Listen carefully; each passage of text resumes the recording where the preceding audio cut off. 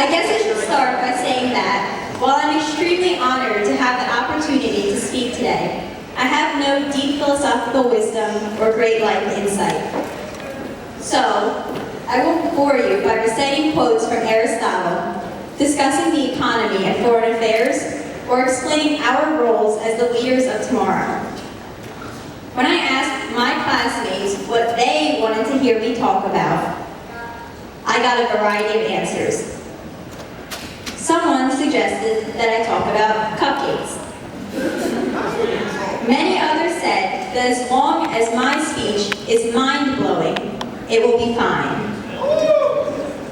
Despite this brilliant advice, I decided to just reflect on a few practical lessons learned during our time here at Absegami.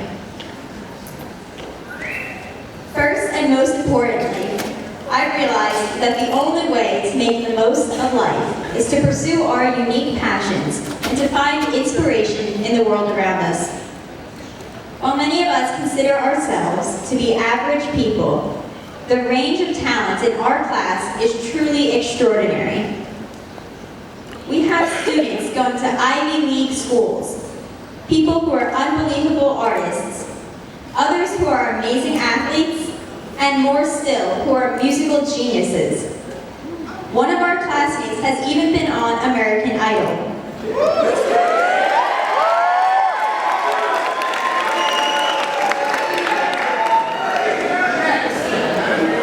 Each one of us possesses the potential to excel. Yet, nothing valuable in life will be handed to us on a silver platter.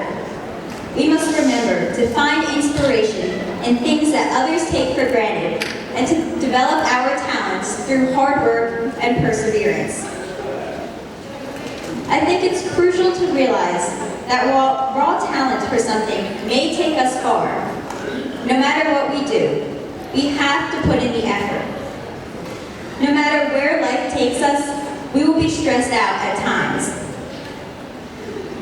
But not all stress is necessarily harmful.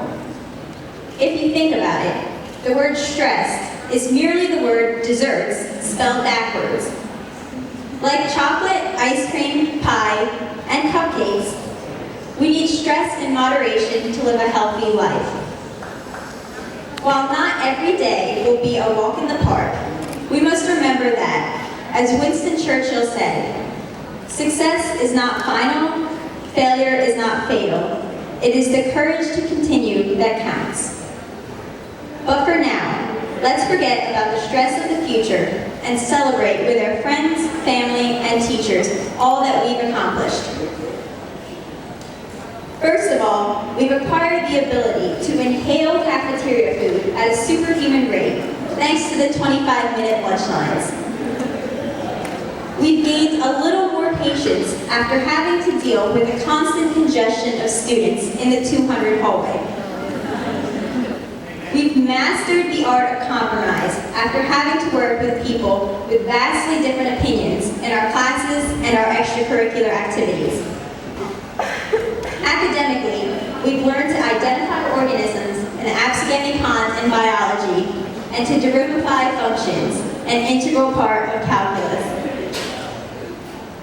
We've advanced our procrastination to new limits and have gained the ability to complete homework assignments mere minutes before they're due. We've risen to YouTube celebrity status thanks to the first ever Lift Up. We've performed an extremely successful talent show, a hilarious Mr. Absegami competition, and several amazing musicals. This is especially remarkable considering that, as freshmen, our pep rally skit consisted of members of our class crawling on the gym floor as Rugrats while also chasing a turkey. I think it's safe to say that we've come a long way, and I'm excited to see where this next chapter in our lives will take us. While many people claim that high school was the best 4 years of their lives, I know that our futures hold an infinite series of triumphs. Without a doubt, we couldn't have accomplished all that we have without the support of those around us. I want to personally thank my teachers. developed addiction to caffeine. I'm sure Starbucks would like to thank them too. Next, I want to thank my parents for not putting me up for adoption during those rough 18 years. But in all seriousness, don't forget to thank your parents for driving you to school late on all those days when you woke up at 9. Thank your teachers for staying after school to help you understand the day's lesson and for supplying you with gum and Arizona iced tea on the days when you began to fall asleep in class.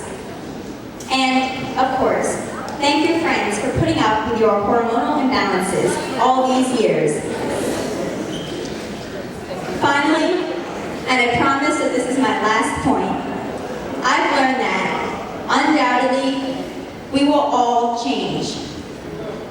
Not only that, the world in which we live will change. As Wendell Johnson, a psychologist, once said, always and never are two words you should always remember never to use. Don't be afraid of change, as it is inevitable. Despite this ever-present uncertainty, we must take the reins and be active participants in the lives we are living. While many aspects of our world are temporary, we cannot simply allow random events to shape our identities. What we have to do is take what life gives us and run with it. When life gives us 100 reasons to cry, we must show life that we have 1,000 reasons to smile. And with that, class of 2013, farewell and good luck.